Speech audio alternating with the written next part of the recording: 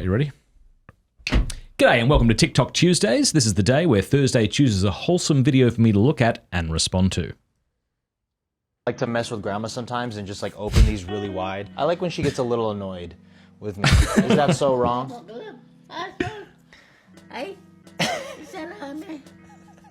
Who said come on bro? That wasn't her. Come on now.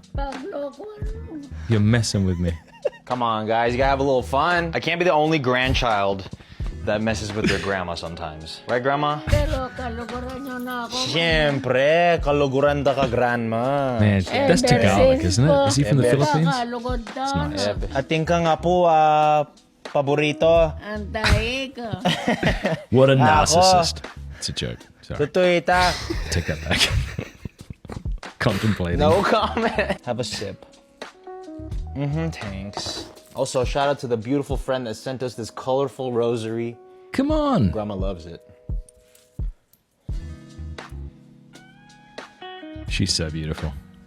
Wait, he might be flipped over. Stuya. Thanks for Oh, watching. he's not. She's making sure the crucifix is facing her on her rosary. Oh, I see. Have you...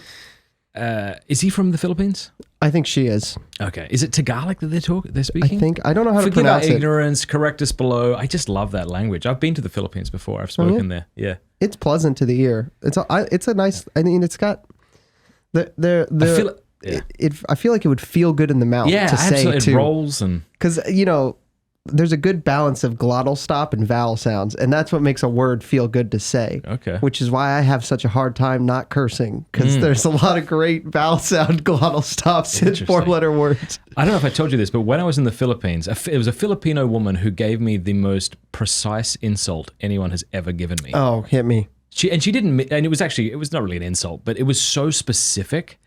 It was like, I will never forget it. So myself and Sarah Swafford had traveled around speaking to tens of thousands of people. And so it was pretty intense. But as she was driving us back to the airport, she said, "You are like forgive me for this accent, you are like a phone with many apps. Very exciting, but dies quickly." That's so good. It's so good. So It's so, anybody who knows me, like I get really excited and I can get people really excited with me, but then I go home. I get tired out. That is so good. It was the precision of that comment where she wasn't trying to be insulting. I'm like, wow, I got to go home and do some reflecting on my life. Okay, speaking of old ladies and the rosary, my grandma, Nanny Harris, to whom I dedicated my book on the rosary, actually, that's doing incredibly bloody well, I should say. It's with Ascension Presents. Maybe throw that there for folks to take a look at. But it's the most reviewed of my books on Amazon. Anyway, it was that book I dedicated to my grandma because my grandma was a big rosary prayer. I called her Nan or Nanny. And great woman. I'd go over to her house and she'd always have her murder mystery novels, her long neck beers, which were big back in the day in Australia among old folks, I guess, and her rosaries. And I didn't actually know how to pray the rosary until I had my conversion. When I was about 17 or 18 is when I first learned how to pray it. My mum explained to me how to do it. And I looked at her like she didn't know what she was talking about. Like, what do you mean you pray 10 Hail Marys in a row? That's obviously, no, just give it back. I'll go ask somebody else. But you're something of a revert. When did you first start praying the rosary? No, I'm a convert. Okay. When did you get baptized or confirmed? I was baptized when I was 7, so that would have been 2008 at Bridgeway Baptist Church in Fortville, Indiana. Okay. Where I grew up, which is not a dox because none of my family lives there anymore. And then I was confirmed at St. John Vianney in Fishers, Indiana in 2012. Fantastic. So when did you first pray the rosary? And what was that experience like?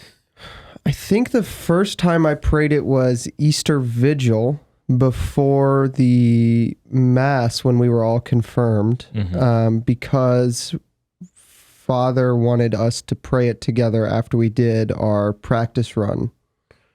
Cool.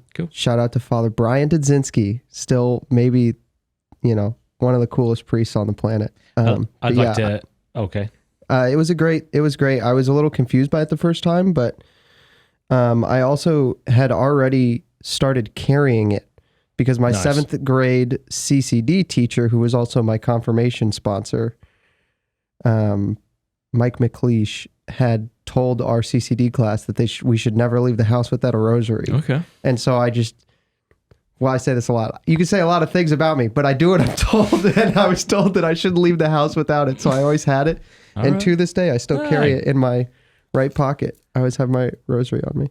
So Those of you watching, let us know in the comment section below when the first time you got into the rosary was, or if you don't even know what the rosary is. And I'd like to conclude this video by apologizing to Thrsdy that I didn't know he was a convert.